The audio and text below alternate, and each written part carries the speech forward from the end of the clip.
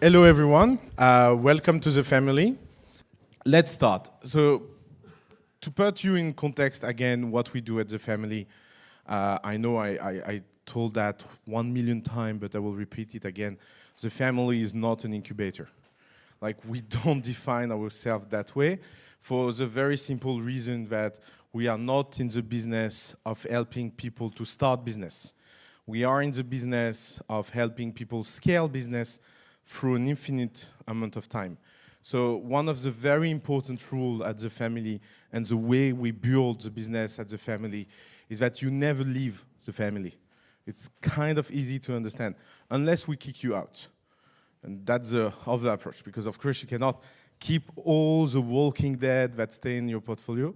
And that's one of the first problem of toxicity of our ecosystem, is that we produce a lot of walking dead. So if you look what we do at the family, is that we built an infrastructure that works as a funnel. The first step of this funnel is the education. Everything with us starts as education. Maybe because one of the reasons I always dreamed to be a teacher, and so it's a way for me to express that. But more importantly, because everything starts about having the good mindset. Like if you look the difference between USA and Europe on a very macro level, it's very easy to feel it when you meet average entrepreneur. When you meet an average entrepreneur in Europe, in US, he will always have a perfect pitch with a perfect plan and a very, very ambitious one. And that will be kind of very common. It will be something like, hi, my name is Steve, and I want to disrupt transportation around the world. It's called teleport. Teleport TM is the first solution to teleport someone from A to B instantly. Thanks to 10 billion raise, we are ready to disrupt this market forever and make the world a better place. So that will be a very traditional American pitch. And then you start to ask questions. So, where are you in your product development? Oh, you know, we are looking for 1 or 2 PhD to build that. So what do you have? Nothing. A very good slide deck. If you come to Europe, you will meet, you know, Bernard. Bernard is a researcher at CNRS. So he's very good at presenting things and building things. He's very good at building things, not very good at presenting things. And so Bernard invented teleportation. He pressed a button and someone appeared. And he's like, look, this man, I just teleported, but I don't know who to sell to that because I'm doing my BPI folder. And so he will be very good at product, but not that good at go-to-market. And that's the first mission of the family. Try to transform the mindset of people in a much more go-to-market way, in a mindset that provides them an ambition for business. Like one of the things we learned, we had like this intuition at the beginning of the family, but we are now very convinced about that. If you want to build something from Europe, you have to be much more ambitious in average than if you want to build something from the US. In the US, the infrastructure works so well that you can be average ambitious. In Europe, it's like growing from a poor country. I know that. You know, I come from Lebanon, from a village of 200 people. So what happens when your name is OUSSAMA and you come from Lebanon? You have to be very good at everything, because you will always be judged on the worst version of yourself. And that's true for every minority. And being an entrepreneur from Europe, it's exactly the same thing. Because you think you're like the elite because you come from Grande École or these kind of things. But none of that exists on the global market. Like, you know, I can tell you that personal story. I was running a company in Paris, and I had 2 co-founders, one from Polytechnique and one from another engineering school. And we was interviewing people to run our office in US, and no one knows what Polytechnique was. And so every time they ask, they had to explain what Polytechnique was. And after a day of interview, the guy was like, oh, yeah, I'm an engineer at La Sorbonne. And the guy was like, wow, that's impressive. La Sorbonne. So Of course, from a global perspective, all our French stories and European story, and by the way, it's the same thing in Germany and UK, like it's small market with small problems. Global scale, none of this story count or exist. The truth is that if you want to be on that kind of market, you have to be personally perfect. Your personal level should be above perfection. You should work harder. You should be more ambitious. You should build things that are much more perfect and much less average than anyone in the market, because the infrastructure will not help you. And that's why education is so important at the family, because changing the mindset of people is much more important than doing anything else you can do for them. So I will give you two simple images to understand that. The first one is about mentoring and our passion in Europe for mentoring. One of our problems in Europe in general is all the corporate and governmental mentoring that is available. Because if you look about who is free to give advice to startups, is by definition people that have free time. And who has the majority of free time in Europe? People in big companies. Because people in big companies, they can take time to go and try to teach entrepreneurs things. But what is the problem about that? The problem about that is a problem of nature, and it's a problem of methodology. The first problem is a problem of nature. If you work all your life in a big company, and as good as you are, you can be someone incredible. You can be someone that does this job perfectly.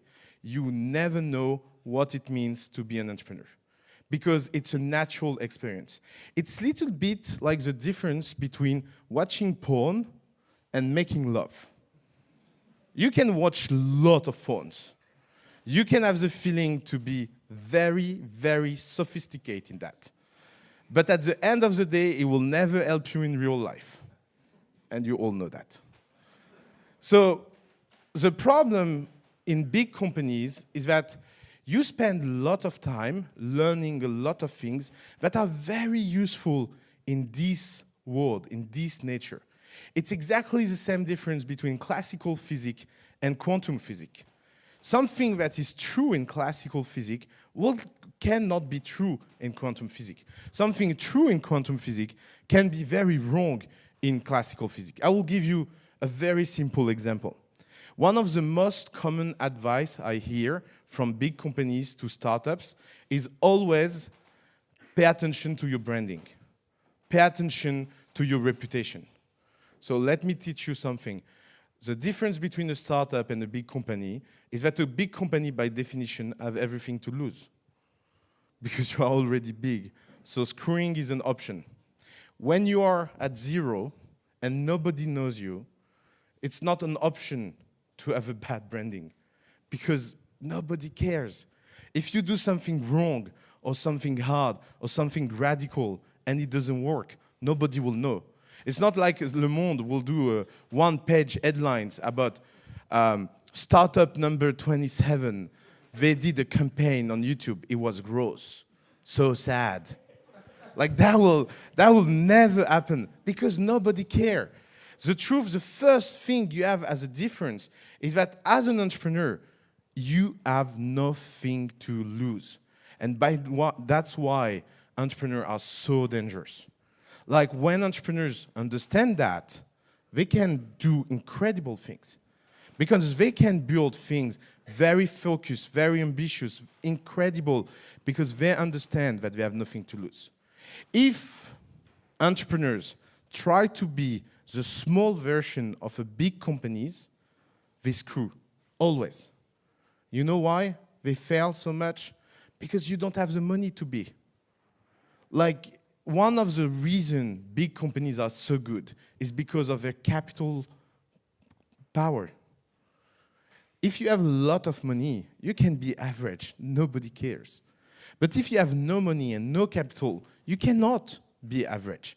Because in this case, nobody cares but the other side. because you don't count. And you know, there is a big problem about failure in the startup landscape, because everybody speaks about failure, you know, especially in France, because we told everyone, you know, we have a problem with our failing culture, so we should share more and be more genuine.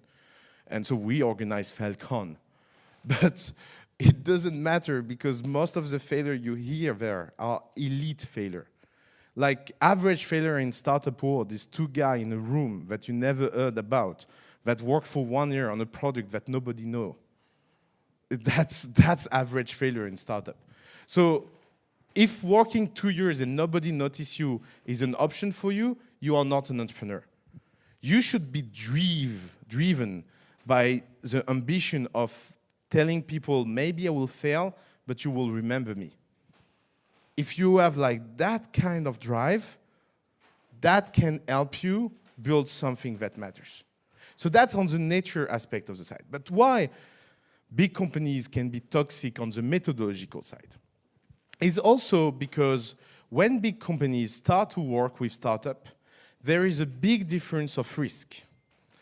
Because for a big company, the time space is very different than yours. Maybe you have 3 months of cash run. They have an infinite amount of cash run. Maybe for you, doing a meeting every 3 weeks is very slow. Doing a meeting for them every 3 weeks is very fast.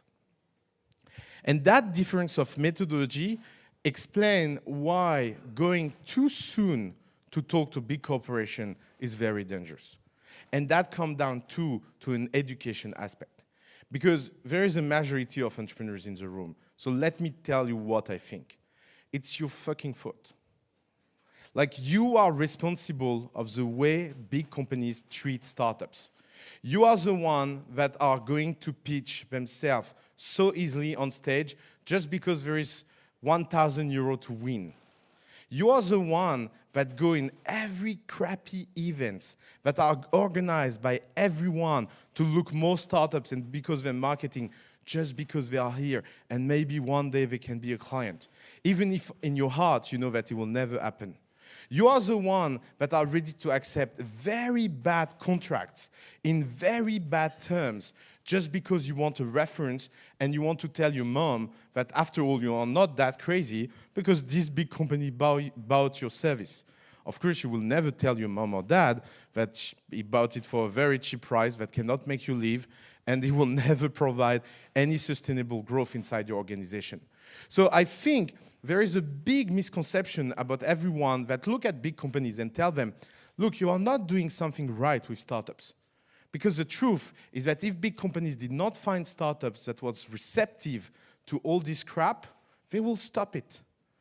A market always exists because there is demand, never because there is an offer. And so we have to think collectively about our responsibility inside the ecosystem in this relationship. And that's mission 1 of the family.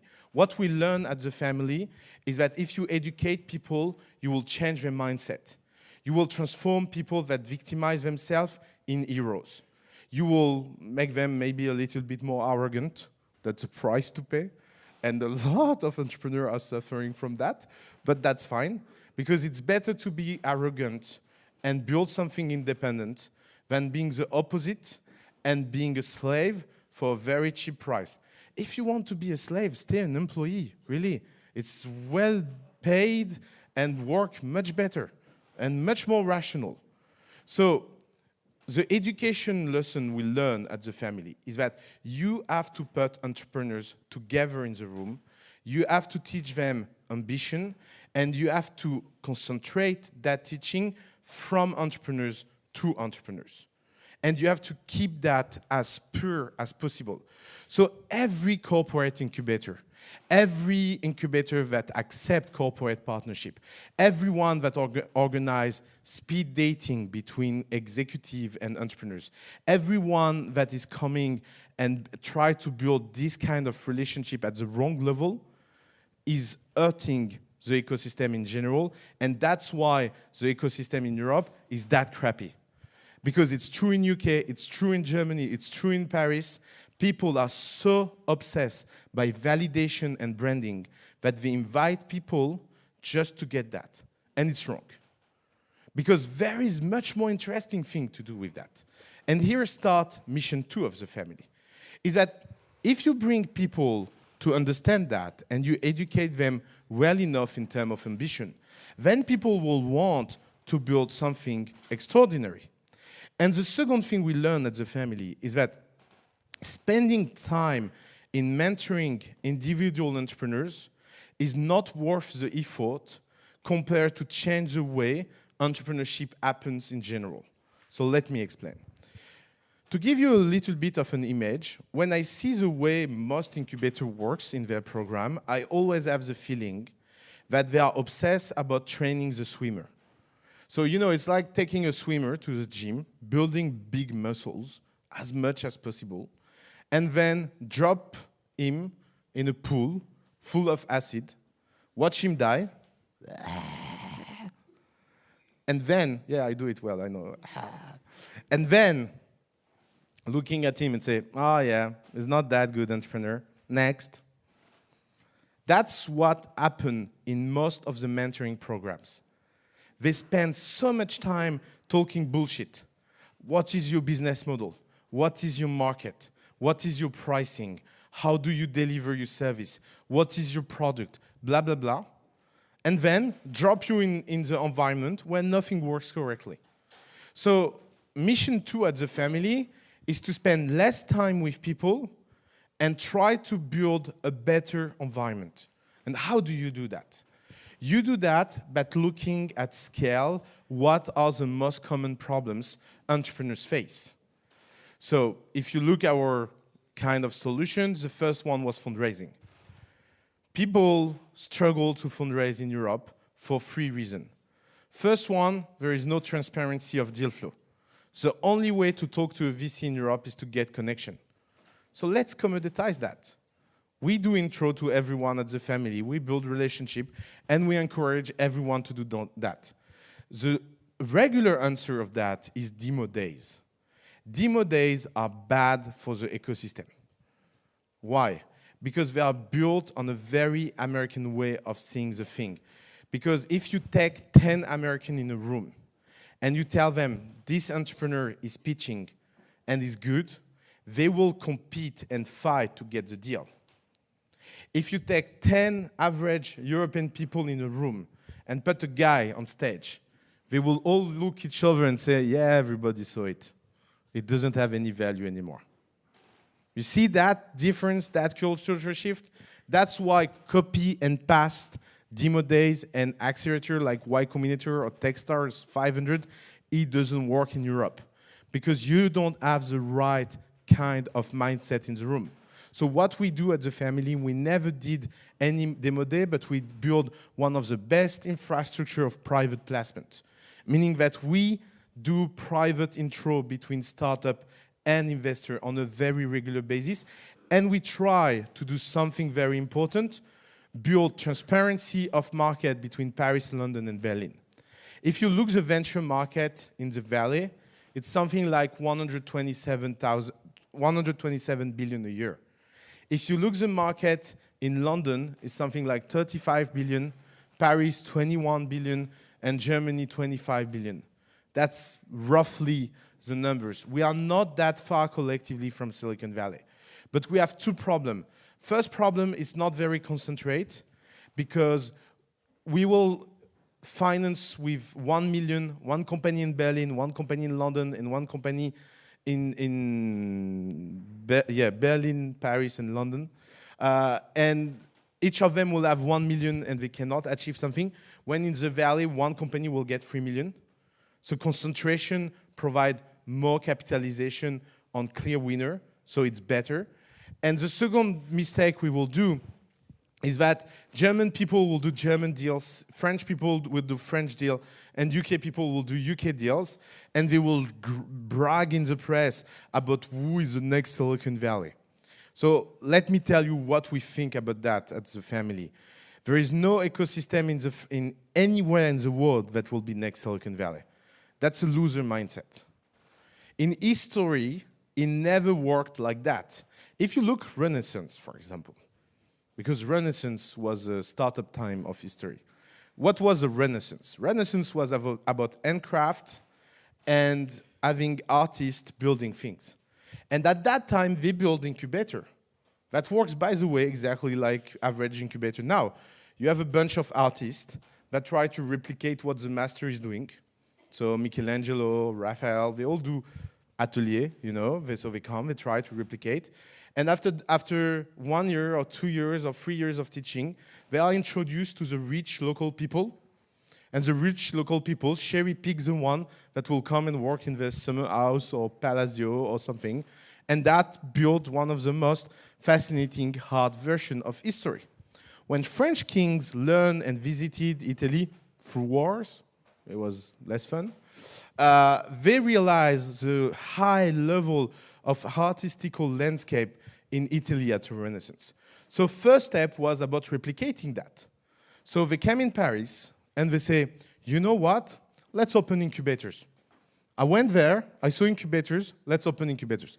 Of course, it was not incubators, but atelier, but it's funny to see it like that. So they started to take master that doesn't master anything because they wanted local ones. So they took the one they found locally. And then they put students that look at that and try to convince rich people to buy this craft. And it was a huge failure. And that failure happened because we tried to replicate something that was created through context and history. You can never fake history. Like Silicon Valley is such a strange story of lot of luck and so random events that produce Silicon Valley. But when you go in Silicon Valley and look incubators, and you think incubators are the roots of what Silicon Valley is, you did not get. Incubators are a consequence of the culture of the valley. It's because it's open, genuine, very hardworking, and collaborative that incubators are the most natural way to do that. But if you do it the other way, it doesn't work because you import the methodology, but you don't import the culture. And when you plug it, it doesn't work well. And so if you look about our market, what we need to do, it's exactly what they did during the Renaissance, is François Ier that went in Italy, took Leonardo da Vinci and bring him. But Leonardo da Vinci, when he come back in France, he bring his way of doing, but he plug it to a French way, and that produced the French Renaissance. And it has been very unique, and it happened again at the industrial age. And if you look at the scalable and entrepreneurial age we are in, it will not happen in Europe only by copying and trying to be the exact copy of what is happening in the US. We have to find our way. And the way to find our way is to build services that reduce the toxicity and make life of entrepreneur easier.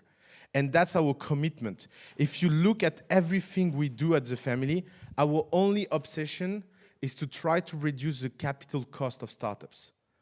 If you look what average incubators try to do, what they try to do is to get everyone fundraising. What we try to do is to get everyone not needing any fundraising. And of course, it's not successful yet. It's a really hard work. It takes a lot of time. But every year, the real KPI we'll look internally is are we able to keep people without thinking about fundraising more and more and more. Because we have all a lie in mind. The lie we have in mind is I'm an entrepreneur and I'm defined by the fundraising I'm doing. And because we believe in this lie, we are looking for capital that is more and more toxic. If you look who is investing in startup in Europe, there is more and more dump money. And we should refuse dump money because dump money is very dangerous. And of course, dump money is not defined by the nature of the source of capital. There is some corporate VC we work with at the family that are very smart. And there is some VC that are very dumb, and we try to avoid them. So it's not a question of the source of money, it's a question of the quality. And how quality is defined? By the ambition. Are they here for the long run? Are they here to build a big company? Are they here to take risk with you in partnership as an entrepreneur? If they are not here for that, but they are here for marketing reason or communication reason, don't sell yourself. Prostitution always ends bad. It's a very simple law. And too much entrepreneurs are ready to accept anything because of the money. That's bad. And that should not happen in an ecosystem where people want to build ambitious things. Because it's better to delay and suffer a little bit more and get money in the right condition with the right people at the right level than doing it the other way. So how do we do that? First step, we build an infrastructure to get saving, easy saving. We convince Amazon to give free cloud services. We convince a lot of companies to provide the services. And you see in this case, what is interesting is that instead of considering that as a pro bono, we convince all these big companies that he was the client of tomorrow. So they deploy incredible resources. Amazon built a team to do workshops, technical workshops with our entrepreneurs. They helped a lot of entrepreneurs that struggle with their technical infrastructure. Facebook built deep relationship with social communication in a lot of our portfolio company, helping them to step up. Because for them, it was a way to build the clients of tomorrow that will spend millions in advertising. Not because they try to do a communication thing pro bono to help the good young people. No, they do it because they believe that it's a good business on the long term, and business should be the only criteria about how we evaluate if a partnership is good or not. And the second step of our service infrastructure was to say, now that we negotiate deals, let's try to build things that don't exist. I will give you two famous examples. The first one is air. You know, when I came back in France in 2013, convertible note did not exist. And I was like, what? Why you cannot do convertible note? Because there is a monopoly on debt. So no banks will ever accept any breach in that monopoly. So what we built is a new kind of security that you can use for your fundraising without any lawyer, 100% contractual. It has been used by thousands of startups in France, and is one of the first tools of doing convertible note in France. It's open source, it's free, it's online. That is about cleaning the water. That's not about advising entrepreneurs one by one on their fundraising. It's about empowering entrepreneurs to give them the tools to be in a better environment. And that should be the mission of everyone in this ecosystem. The third service that is becoming quite famous is Lion. We noticed that there is a problem of supply with the employee, so we built the school for employee. Now we have more than 3,000 candidates by session. 150 of them are selected, trained during 8 weeks, and become the people that go and work in the best startup in Paris. That is about changing the landscape. You have a problem of supply, let's try to solve it. Because if the level of ambition of entrepreneurs do that, and the level of ambition of employees stay like that, then you have a mismatch. And then you have an internal conflict. So you have to bring them together. And we do a lot of failed ones. I mean, we build so many services that failed that nobody remembers, by the way. It's fine. It's part of the job. I think in 4 years, we built tens of services that never end up by changing anything. But that's our job. Our job is to think, how can we make the ecosystem better? And so in this funnel, if we educate a lot of people, provide service to few hundred of them, then some percentage of that will raise money, and that's our last mission. And on that side, I will never tell you how much important it is to keep alignment of interest very good in your sense. So at the family, we do few things to do that. The first thing is that we take common stock, meaning that we take exactly the same shares than the entrepreneurs.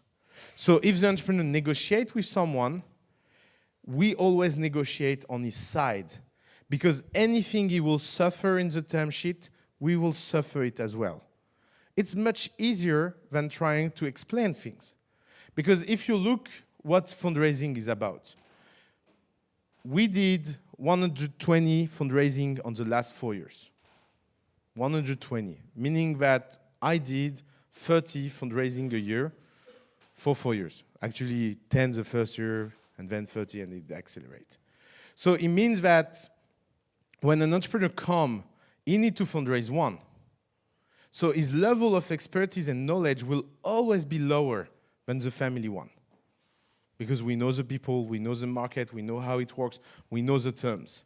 So what do you need to build? You need to build trust. So you need to have entrepreneurs that trust you.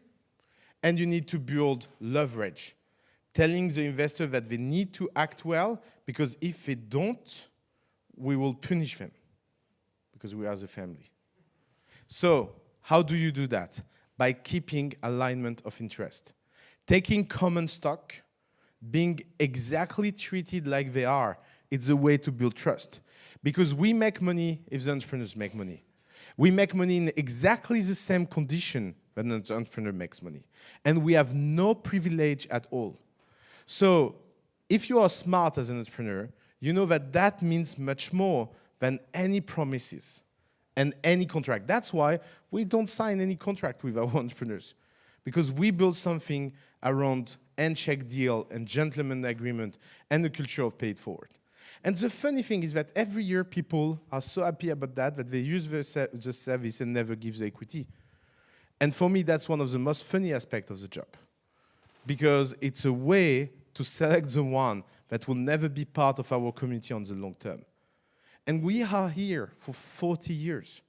Like, think about the fact that the average executive team at the family is 30 years old, minus or minus. Some of them more, but not that much. So it means that in 30 years, we will be younger than most of the VC that are working right now in Europe. In 30 years, we will be younger than what the age they have now. So that's long term. That means that we can build something for the long run, and we can build a community that will work together. And that's what is so strange about incubators in Europe and corporate or private one or public one, is that they replicate the batch system, saying to entrepreneurs, we will work with you for 3 months or 6 months, and then you will be by your own. And the funny thing about that is that why it works like that in the US? It works like that in the US because every step of every milestone you reach is very structured. So there is a high level of sophistication at every step, from a consultant perspective, from an advisor perspective, from a mentor perspective, from an investor perspective. So when people say, my specialty is to help people in seed, they know that when seed is done, someone better will take care in Series A, because his specialization is Series A. And when it drops to someone in Series B, he knows that that person is very specialized in that. If you do the same thing in Europe, it's exactly like taking care of your kid for 3 years and then dropping in the jungle and hoping he will survive because 3 years was enough. 3 months is never enough to help anyone in Europe.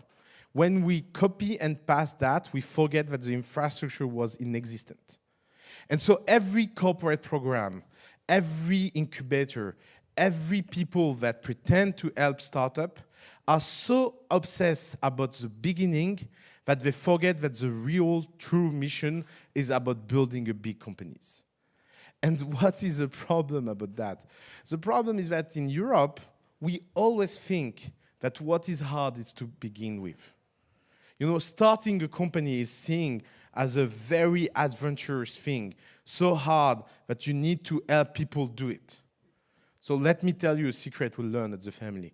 Every entrepreneur that starts is always obvious. So if you are one of these people that asks himself if he should start or not, don't start. Because if you ask this question to yourself, you are not an entrepreneur. It's very easy. It's a very good test. You think one day you want to start, one day you don't want to start, I mean you don't want to start. Because if you want to start something, it's so obvious, so strong that you just do it. And by the way, you regret doing it, but you cannot, help yourself. I always regret to be an entrepreneur, That's my truth. I would love to be a corporate guy. Taking holidays, having a big salary. I'm sure I will be good without boss. So that was the problem. But most of the entrepreneurs, they don't have a choice. They do it because they have to do it. And so everyone is not an entrepreneur. I know here we write anyone can be an entrepreneur, but anyone is not everyone. And if you don't understand that, look Ratatouille. Everything is explained in this movie.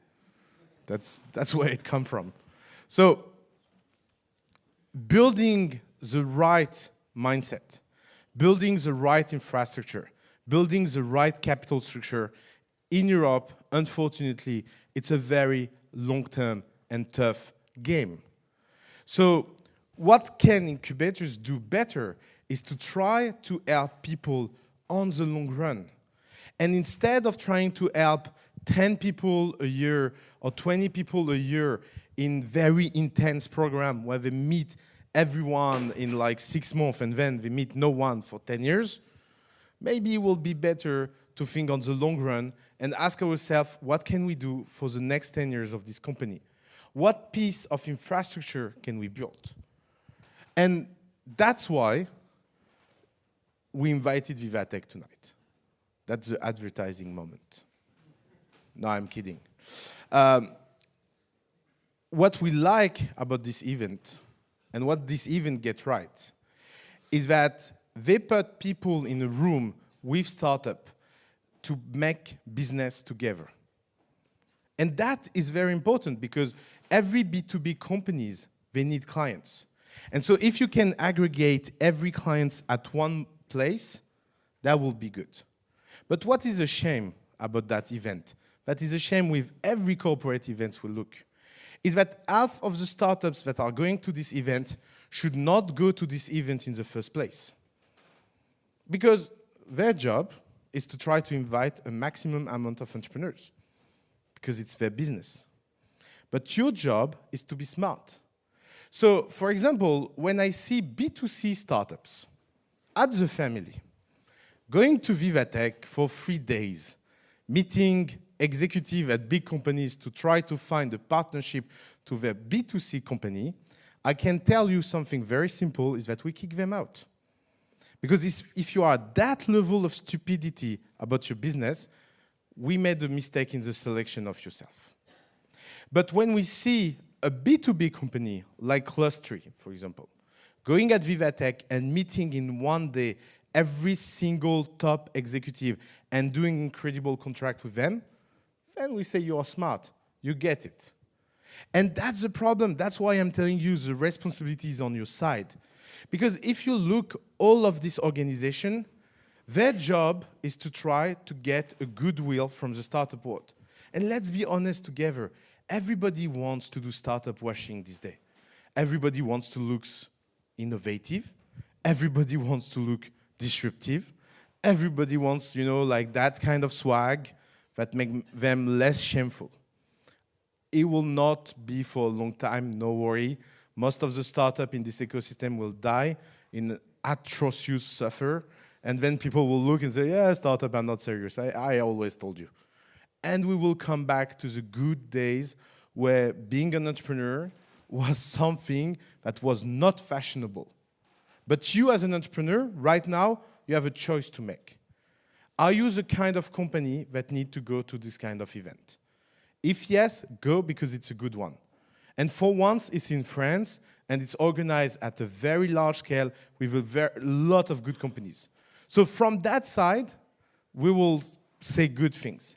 But on the other side, if you go there because it's the event to be, and it's a place where you will network or blah, blah, blah, even if you have no business and no interest, then it's a total waste of time. and you are hurting the ecosystem in general. So that will be my very simple message. I'm very happy to have questions from you now, especially from the corporates. And thank you very much.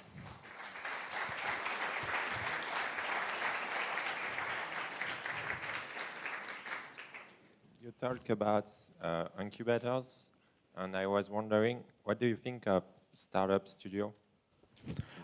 Startup studios. There is not that many startup studios. For me, the only good one is eFounders, and everybody else, I don't know them, so to say it nice. What do you think of eFounders?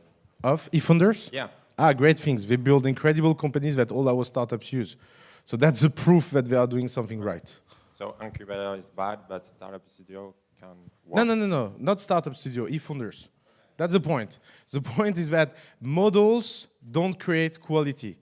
Like, if it's like asking me, what do you think about singers? And I start to sing. You will understand that you can sing and be a very bad singer. So you can be a very good startup studio. It's a question of execution. Or you can be a crappy startup studio, like the majority of startup studio. Because what's the problem with the startup studio model is that building a company needs to be an entrepreneurial act, and doing that as a startup studio level, it's very hard. And the only people we know that do that well is eFounders. We never met another one that do that well. Doesn't mean we know all of them, of course. We will be happy to meet more. But most of the startup studio, they are just crap because they are not able to put that entrepreneurial spirit inside the company they build. You said that you were accompanying the companies for the long term, but you know that a startup is a short life of a company. So how do you address the future of companies which are no longer startups? So for us, that's not our subject. We are not consultants. We are not here to help companies to run their business. For us, there is a difference between being a startup and being a company. Being a startup is about looking for your business model. Being a company is about optimizing your business model. And the problem when we tell people that is that so many people come and say, yeah, but me, I have a business model. So a business model is not something you decide. It's something you run at scale, large. And by the way, that's the first problem with European entrepreneurs. Like, I often do that joke about French entrepreneurs when people ask me. I tell them that they are very good Labrador. So French people are very good at training Labrador. You know, it's the favorite dog of the kids. Always nice, very beautiful, always happy, you know, like that. And when he's not nice, you can just tell him to shut down. So that's French startups. And when they are famous in the 8th district, why to work more? I mean, the center of the world knows me, so there is nothing outside. What we want to build is hunting dogs. Only muscles, very strong, done to kill. And they don't stop when they killed everyone in the 8th district. They go global. That's the kind of entrepreneurs we need in Europe. But to get these kind of entrepreneurs, you need people that are not driven by social convention. You need people that don't need that others tell them that they are great and beautiful. And that's the problem about the definition of business model. So for us, a business model is something profitable, scalable, and repeatable. And if you don't reach that, you are still a startup. And that can take a lot of time. I mean, average time to go from startup to company can be 15 years. From 5 to 15 years, it's very long. And most of the startups that you think are successful are struggling. And one of the problems we have in France is that when people struggle, and as soon as they struggle, we say, oh, it's done, it's not as good as we had think. Because we think that companies are just ideas that grow. We don't see that good companies are people that solve problems. So every companies always go by phase where they are struggling and suffering and they are almost dying. Every single company go through that phase, even the most successful one. Even Google or Facebook had moments like that, where everybody inside was like, my God, that will never work. But what they did right was to keep pushing and believing in them. And that's why we need long-term periods.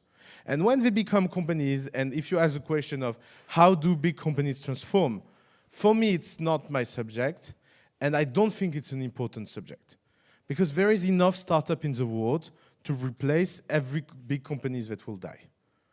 And I don't know why every old people are obsessed about not dying, because dying is a very natural process. It's part of life. That's why the old let the new coming. And I hope that someone will one day disrupt the family if it becomes big. That will be fun to watch.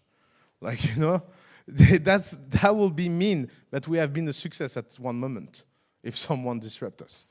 But that's the kind of phenomena we should attract more. And if you think about what big companies can do, they can encourage that by letting outside people kill themselves inside and finding an economic interest to do that. Apple Store is a very good example of that. Apple launched a platform that let anyone build an app on it, even apps that kill the Apple app themselves. Because for them, they have a 30% interest economic rate, and that's fine. It's a good remuneration. You cannot have the worldwide creativity inside your company. As large as your company is, there will be always more smart people outside than inside. It's a very simple mathematical rule. You speak about cleaning the water for toxicity, but it seems like for me it's not enough. You have to shut down the origin, the source of the pollution. So if, for instance, BPI is so toxic, why don't you do politics to shut it down? Mic drop. Okay, you have the question of the year. You are officially elected. So, I don't think you need it, and I hope I'm not wrong, but you can ask, it's a very good question. The question of isolation is a good question, because our theory is that you can build a swimming pool that no one else from the outside will get in. And so my job is not to change France, my job is not to change UK, my job is not to change Germany, my job is to create a private structure with rules that are so efficient that they can take themselves outside the environment. So the family is kind of privatizing a part of the ecosystem. And if you look at our companies, there is only the bad one that raised with BPI. I say it's official, everybody knows it in the family, it's fine. And if you cannot raise with the kind of top VC, that's fine, because maybe the next startup will be. So we will smartly use BPI, but we will never let you lie to yourself saying, oh, I'm great, I raise with BPI. Because in our value system, the problem is not the fact that you raise with BPI, the problem is that you think it's a good thing. So if you have the right mindset, you can be in a toxic environment temporarily. And I think that's a much better way to change over the long term than doing fucking politics. And I will not talk about politics. But I mean, the Valley did that very successfully until Donald Trump get elected. And now they suffer. So we are not in this kind of situation. If we have a French Donald Trump that come and burn everything, maybe I will change my mindset about that. But for the moment, I have the feeling that we have enough space to build something private where we can live on. But thank you for the question. All the examples are from local startup. But my question is, what is your opinion? I don't know if the word e-startup, that means build a startup product with people from other side of the world. From other country, from other environment. And it is a kind of e-startup. So it's not Silicon Valley, it's not. So do you have an opinion about that? So what we tell our startups is that you have two strategies about building a team. Everybody in the same bed, or no one see each other ever. Like that's the two extreme. If you do half of that, it doesn't work. So your team has to be very inclusive. And when I say everyone in the same bed. One of the most consistent advice we give to entrepreneurs is take an apartment together, live together, sleep together, do everything you can together, as much as you can. And don't get out of this room until you get it right. It's very ambitious, because getting human relation at that kind of level, it's ambitious, I can tell you. But I'm living with my co-founder in Paris, I can tell you it's ambitious. On the other side, you can be the extreme of a version, like being totally distributed and remote. For example, one of our companies, Staff Service, they have 200 people around the world working for them, and no one ever met the founders, ever. And it's 200 people working around the world, only on Slack and Skype. So there is not a good and bad model. It's just about having the right cohesion and having the right coherence. And that's where radicality is very important.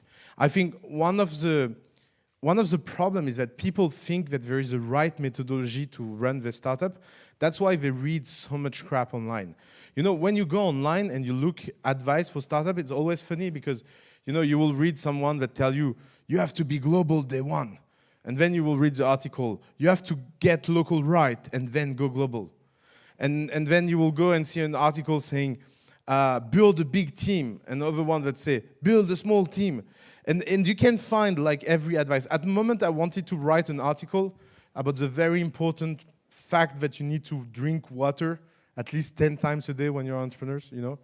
Because if you are not hydrated, your brain doesn't work well. So that, I'm sure that kind of article can become viral, because people are eager to find the truth. But there is no truth.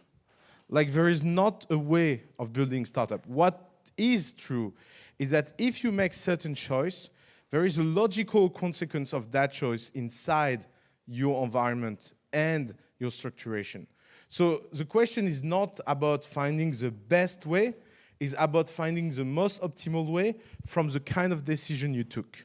That's why it's hard, that's why you need experience, that's why you need to fail a lot, and that's why most of the entrepreneurs become comfortable with after the 2 or 3 company, because it's the time they stop to listen to people. And they build internal conviction. But that takes time, it's not easy to do.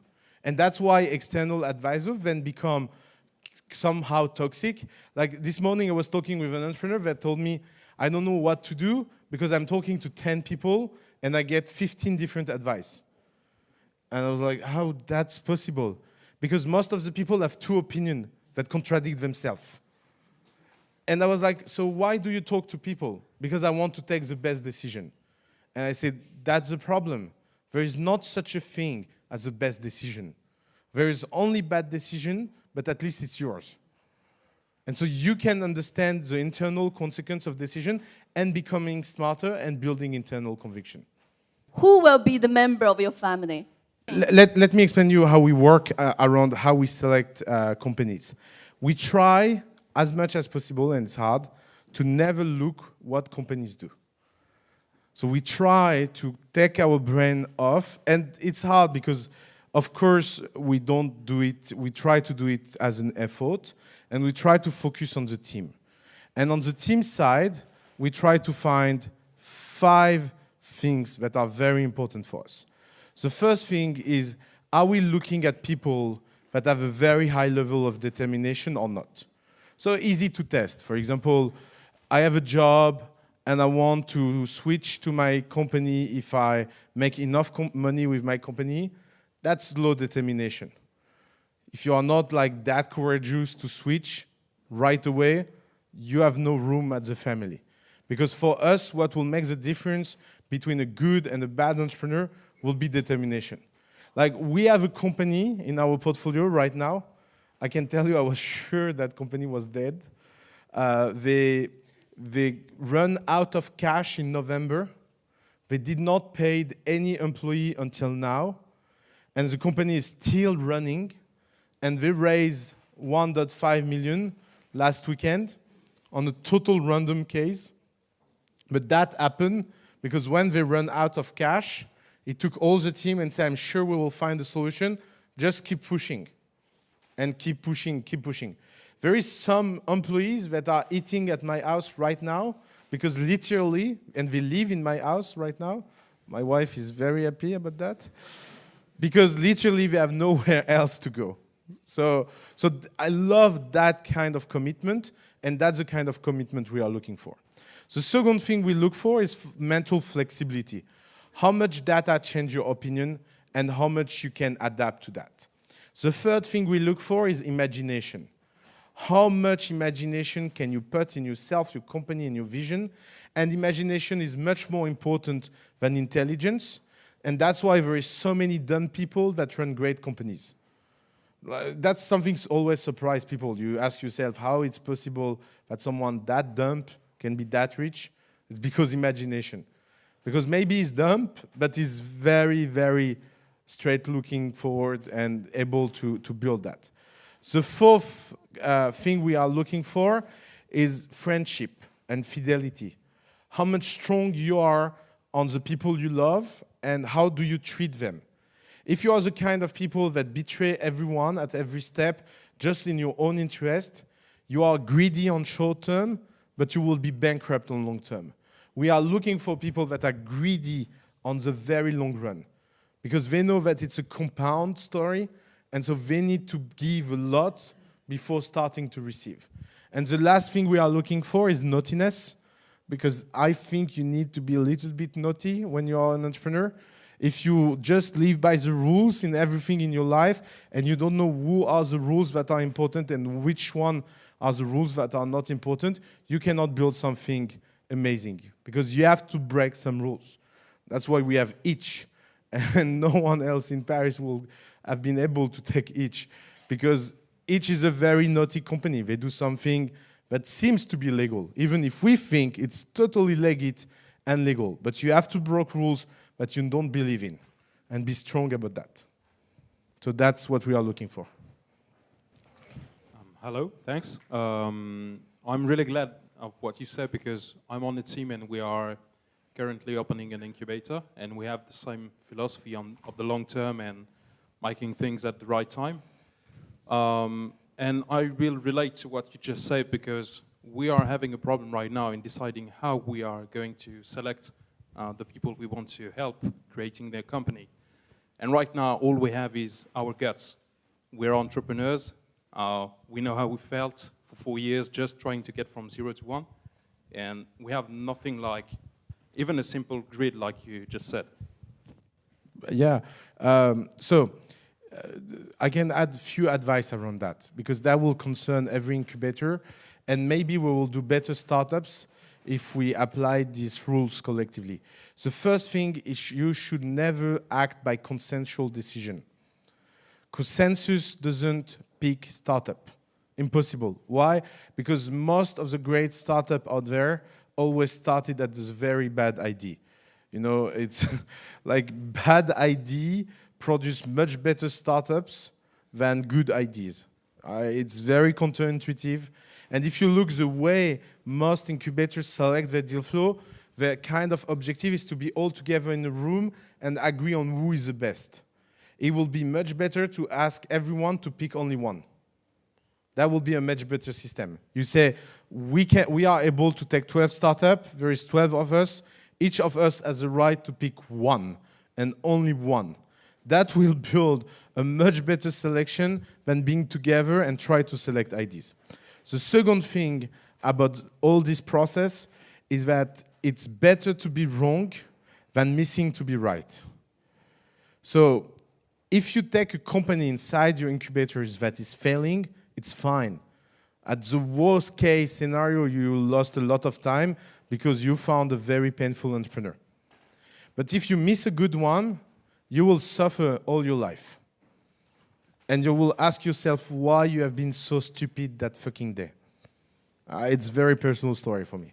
So, because the kind of multiple you lose when you miss a right one, it's huge. It's not 1x. It's 10,000x.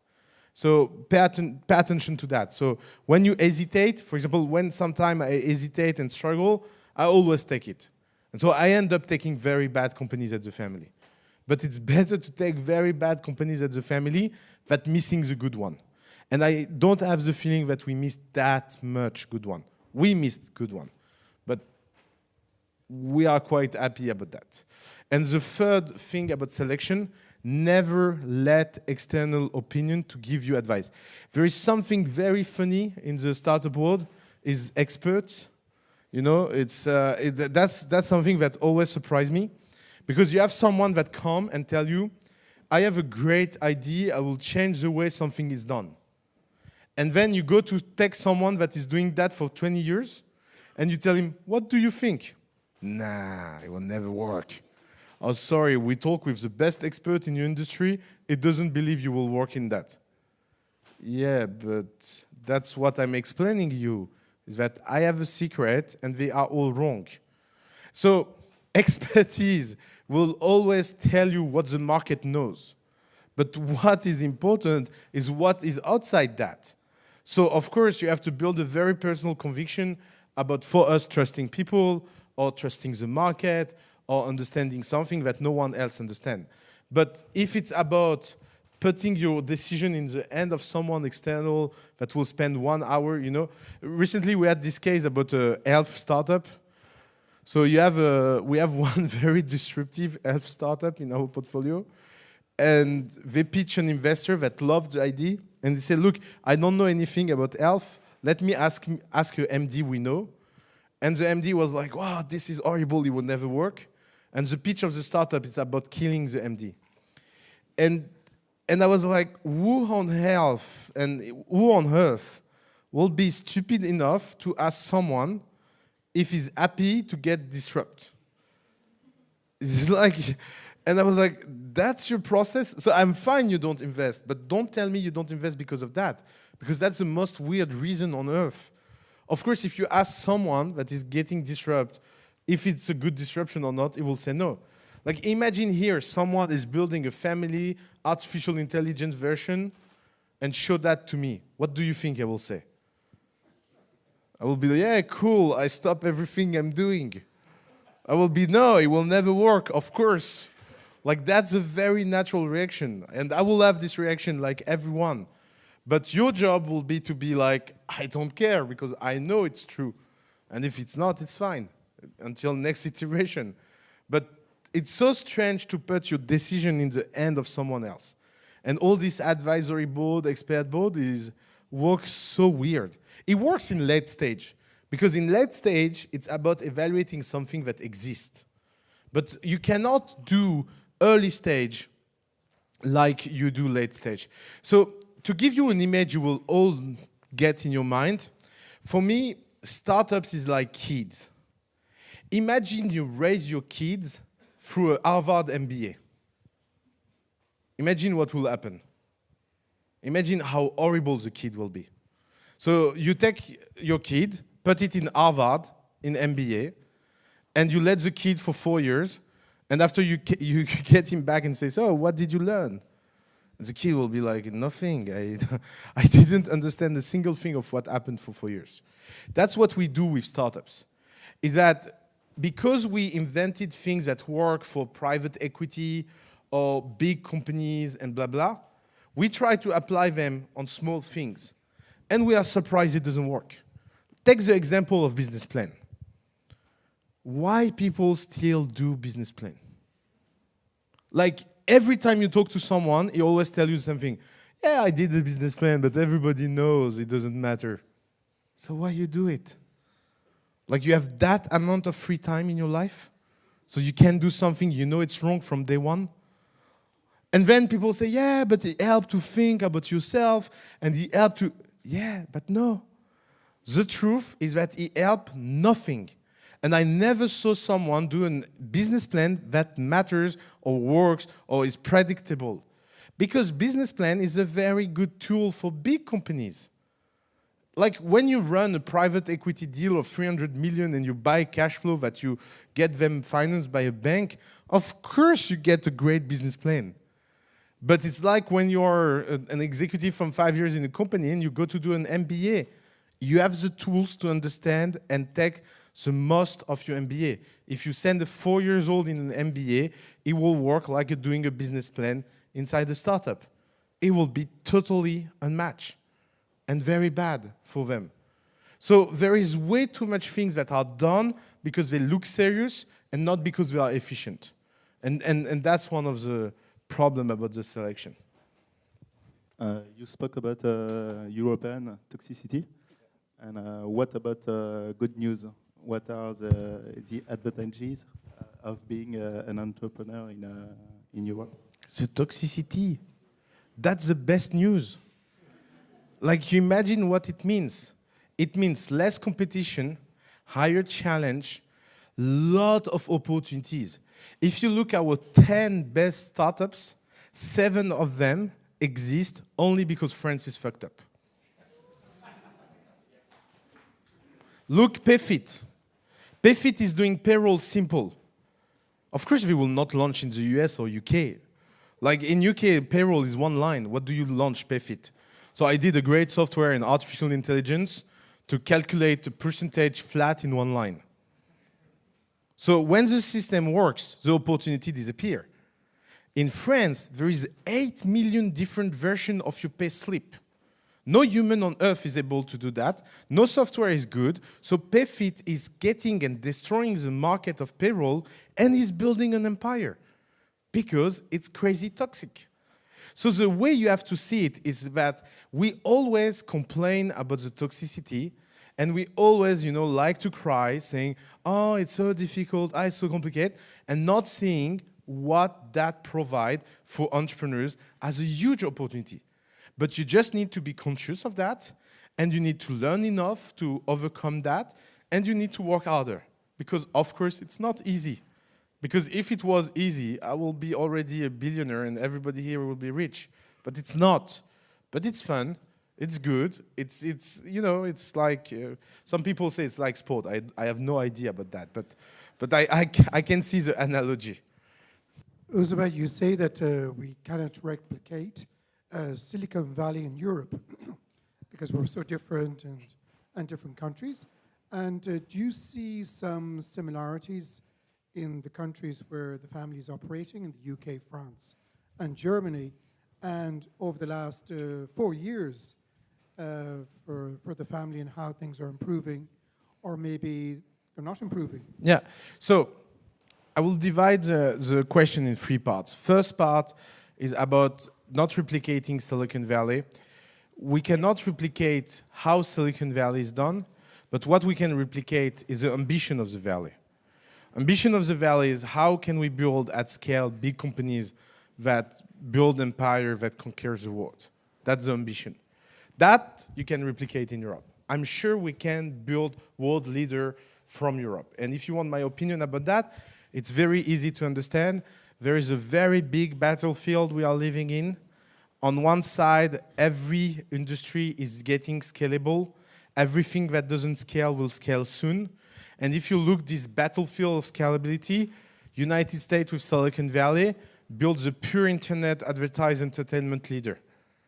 But outside that, retail, agriculture, energy, transportation, artificial intelligence, robotics, blah, blah, battle is not over yet.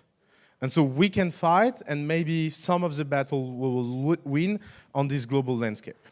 So in terms of what is happening on the market, our obsession in the family, and that's one of the hardest things we are trying to do, is that we are trying to consider Paris, London, and Berlin as a single market and a single platform.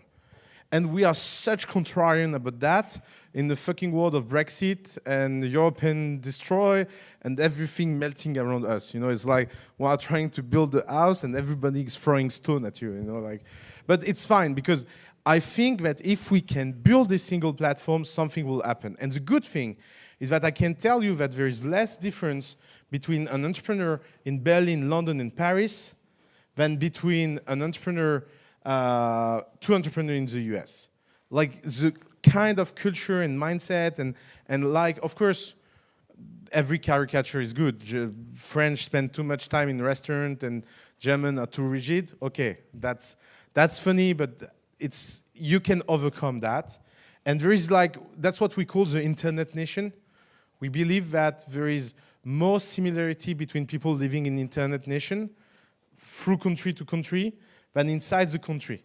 I feel more close to a Berlin entrepreneur than to anyone living in France.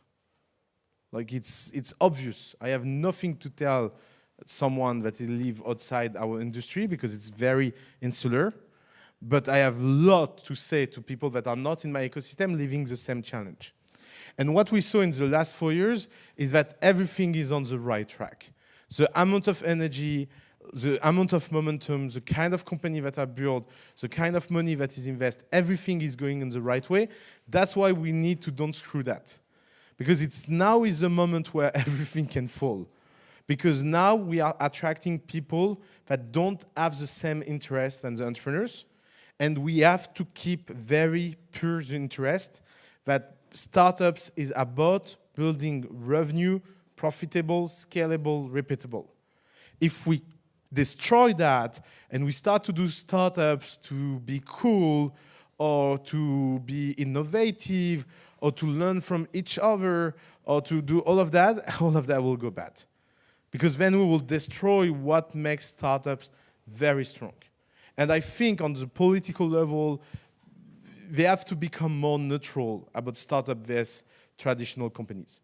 Because right now, if you look taxi against each, government will be on the taxi side. It's a shame and it's shameful.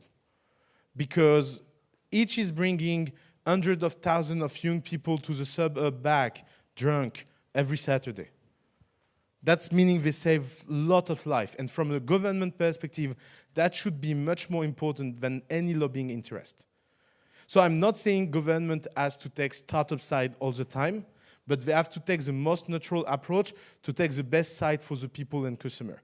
If it's the corporate side, it's good. For example, recently we have been contacted by a startup that explained us that there was a monopoly about health and that they want to destroy the rules about how medicamentation are processed. I will never support a startup like that because that rules explain why you don't kill yourself when you take a medicine. So there are good rules. It's not about destroying rules, you know, like sometimes it become a joke, like entrepreneurs are like, yeah, let's destroy a joke. No, it's about destroying the rules that are hurting the consumer and the citizen of the country we are living in. So that's what we see. I'm doing much better than politics, man. What do you want? You want to vote for me? That's the point? But lobbying doesn't exist. You have to understand, lobbying exists from interest. If we build 10 billion of value, we will be a huge lobby. Lobby doesn't come from conviction. There is this very naive thing from the entrepreneurship community, thinking that decisions are taken because these people are stupid. They are not stupid. They are just taking their own interest at heart much more than your interest. So if you want that they take your interest, build first a fucking big company and everything will follow. So focus on that. Like, by the way, you know, when each have been created, in the same time another company have been created that did a lot of lobbying. Who do you think survived? Each that never did any lobbying and built the biggest community, or the company that met every single people in the government that just shoot her because they know who she is.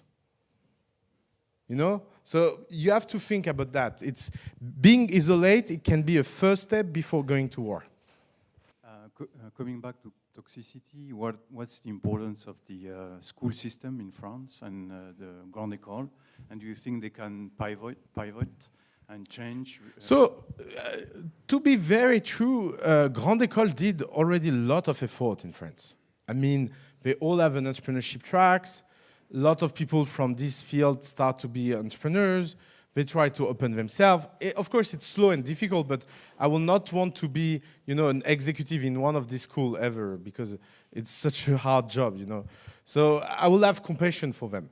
But if you look the place of education, what we need to break is this vision that education is something that happens when you are young and happen only once in your life.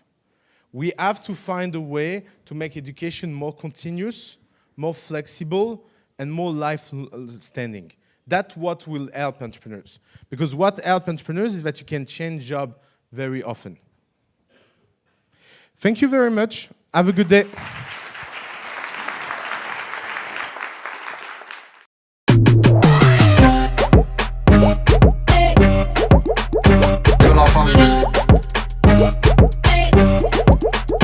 Que la famille.